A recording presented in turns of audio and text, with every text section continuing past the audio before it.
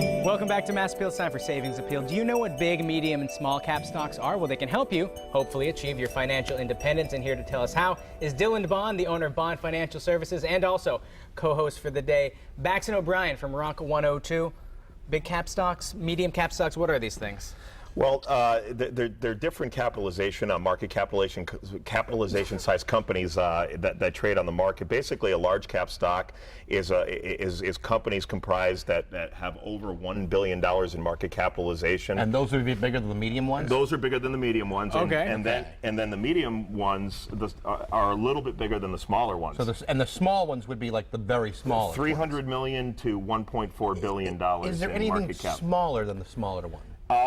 There Extra are. small? There's Bond Financial Services. And a few other companies. I think Joe's Bar and Grill down the road. Yeah. But basically, the key to the step is the reason there's different variations, and to your point of doing this segment today, is that if you're in a position where you only have options to mutual funds, and a lot of times people just starting off and getting a job, they're funding their entire retirement savings through their 401k. There's not a lot of options there. You have to get involved in some type of mutual fund for the most part. So the key is to sit down and figure out what your risk tolerance is and what makes sense to you. But if you have a little bit of each one, in times when the big ones aren't doing well, the smaller ones tend to do better, and vice versa. I only understood 4 of those words. If it makes you feel better, big I and understood small? 3. Yeah. Tolerance? Yeah, Yeah. tolerance. Well, no, he doesn't Tolerance. understand Yeah, I tolerance. didn't get I've most seen the of show them. before. Yeah. He does not get tolerance. I didn't get most of it. That's all right. Yeah, but the fact of the matter is, I work predominantly with people that are 50 and older, and by the time they get to that stage of the game, they've accumulated assets. In most cases over a couple of $100,000 or more. So we don't talk a lot about mutual funds at that point. We're talking about different types of accounts to keep what they've saved and make sure they have good income planning and things like that going forward through retirement. Now, the two gentlemen over there, they'd probably be well suited for one of your seminars that you do. See, Dylan does not these this guy seminars. yet, but I think he should have been the one maybe 10 years ago. He's very much closer to retirement Right. age than I am. Unfortunately, all of my money is tied up in mobile meth labs. Wow. Yeah, I really don't have well any then. That's a very volatile. liquid capital. Not a lot Yeah. of liquid. But there is upside to that. We shouldn't discount that. Right. Right. No. It's not all Breaking Bad. You want to talk about volatility? I would imagine mobile meth labs are more volatile than the Nasdaq. They can be. So you got to be careful there. Yeah, but that's the thing. So if people want to get their money out of the meth business and maybe into something more legitimate, Definitely don't it call should be me. advised. Dylan doesn't deal in any of these things, but you do 7 ways not to outlive your retirement income. Yeah, I mean, the bottom line is I work with people that are 50 and older, and the key to going through my process, I think the first step is to come to one of my programs and listen to what I have to say. If you come to a seminar that I do, I usually talk for about 45 minutes on a lot of common mistakes I see people making that are at or near retirement.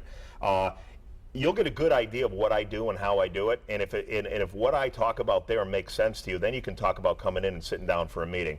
And again, the first meeting is a discovery meeting just to figure out what you're doing and how you're doing it. And then once I learn enough about you, I can put myself in your shoes, knowing what I know, and tell you what I would be thinking about or maybe do differently. And you have these at restaurants too, so when people come in, they get a good meal too. Yeah, And absolutely. there's a bar at most of these restaurants, Well, because if I had to sit in 45 minutes, I would need something to drink. You know, Max, I've been doing them for over 10 years now, and we used to put a sign up telling people they can't drink till after. But you know what? It lost its fun. I want you to put yourself in my shoes. Okay. And tell me what I should be doing with this mobile What lab. size are they? Those are 12s. I don't fool around. No, I'm those are 12 big. too, so I could do that. Yeah. Well, no. If you were John, you'd probably tell him you can't obviously speak to his condition because you don't know it. Right. Here's what I'll give you. Last night, meeting with one of the most important things that people overlook. They're always looking for where to put their money, how to invest their money, how to get the best rate of return. The fact of the matter is the most important thing that I try to get people to think about is getting a good handle on the budget that they're using. What are they spending? What are they really spending? And let's get that number as true to life as possible, because once we know exactly what they need, then we can tighten everything down around that and build the most sensible plan for them. And I think so many people are out there chasing for better returns and the next big thing or which market capitalization to go into. Fact of the matter is, if you learn more about yourself and understand what you're doing, and we tweak some of those things, everything else is a lot easier. That's the thing. You can look for that golden ticket all day long, but at the end of the day, you need to know how much you make, and you need to plan for the fact that you could very well live 20, 30 years having been retired. So Right. you need income to sustain you for those 20, 30 years. Right. You don't have to live that long. No, that's true. In your case, if you retired now and lived 20 years, you'd be 110. I'm not planning on sticking around that long. He won't make it. You talk about this for 45 minutes? No. Oh, no. No, I do. There's a lot of Red Sox talk involved. Yeah, Dylan, by the way, because unfortunately we're out of time, but Dylan predicted the Red Sox In 6. on this show winning in 6 games, which they did. And in full disclosure, my crystal ball only works for predicting baseball games, not the stock market. Well, either way, it's a pleasure to have you here. Absolutely. Thank you so It's been a much, lot of and fun. Thanks a lot, thanks Chris. for being over there. Hey, visit BondFinancialServices.net for this guy, or call 413-754-4747. Just let Dylan, George, and the whole staff take the steps to secure your financial future.